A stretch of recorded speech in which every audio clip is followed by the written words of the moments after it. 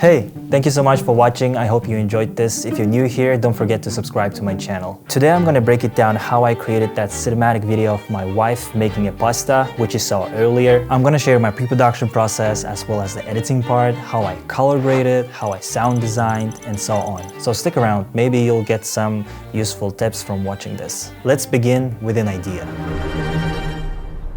It actually started with me sitting in front of laptop, scratching my head, having no clue what to film. I know it happens to everyone. Most creators get stuck in this part. They keep waiting for inspiration, procrastinate, and do not create anything at all. However, instead of just magically waiting for inspiration to strike, I started randomly watching references. Honestly, it was a long process, so I took my time just browsing the works of other filmmakers. I watched different creative commercials, even some movie scenes, and was so amazed by how people are creating such incredible videos.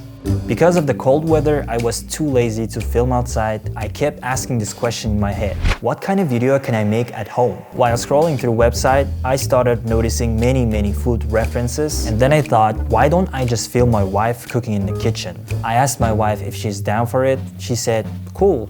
And that's how I came up with an idea. Next step was planning.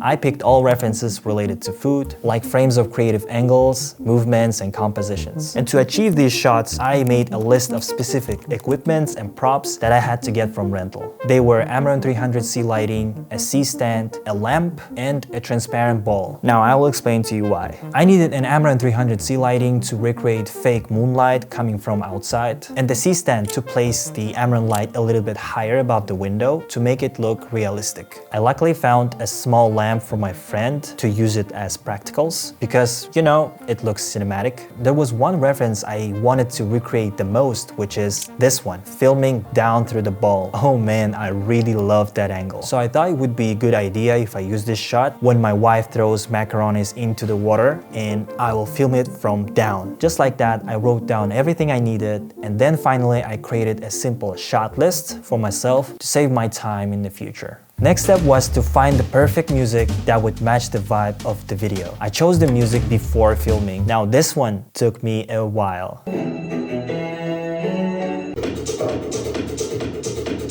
I knew the rhythm of my video would be fast-pacing, dynamic, so I searched for that tempo. After spending about 3-4 hours hearing hundreds of musics, I found that drums would perfectly fit to the vibe I was looking for.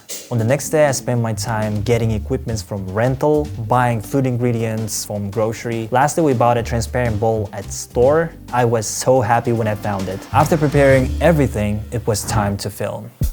When filming, I just followed my shot list, which saved me huge time. Because of that, shooting process went really smooth. The camera I filmed with is the Sony FX3. It's lightweight, it produces really amazing image quality. In terms of lenses, I used 24-70mm f2.8 G Master 2. Very versatile, you can basically shoot in every focal length. But for the shots like inside the fridge and fixed camera angles, I used the wide lens, Sigma 10-18mm f2.8, which is super wide. When it comes to lighting, to me, it's better to have a full control over the lights. That's why I prefer to film this video at nighttime, so that you can change the color and temperature however you like and create specific mood to make it look cinematic. To do that, I first turned off all the lights in the kitchen, put this small Aputure MC light above the stove, so it basically lighted the face of our character because lighting itself of the stove was not really good, so I wanted to fake that using this. There's Amaran 300C lighting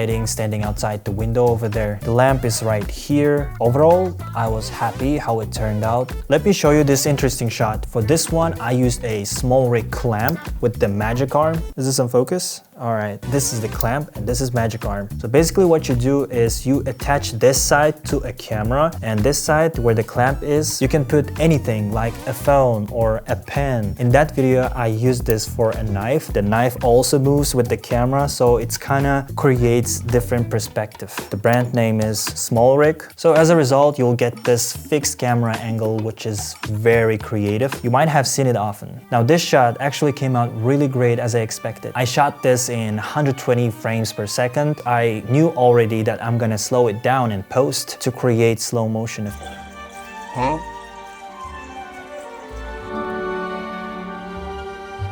Now let's talk about editing part. As an editor, it's crucial to know and feel the pacing of the video. After editing for about 2 days, this is exactly what my timeline looks like. This time I mainly focused on sound design because there were a lot of movements happening inside the video, like cutting, opening a fridge, cooking a meal, pouring, and so many more. I used a lot of sound effects to create depth and atmosphere, so I used as much as I could. Let's listen to the sound design only without the music.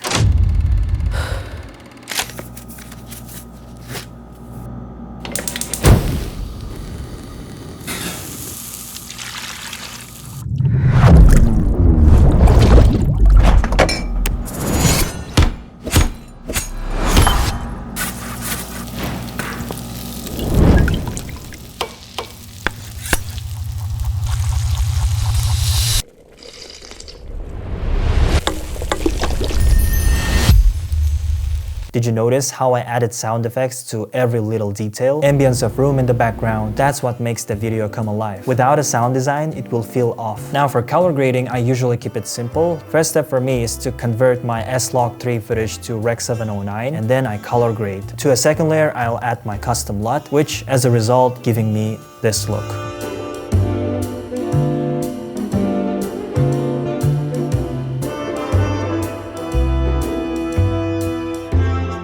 You know why this footage looks beautiful to our eyes?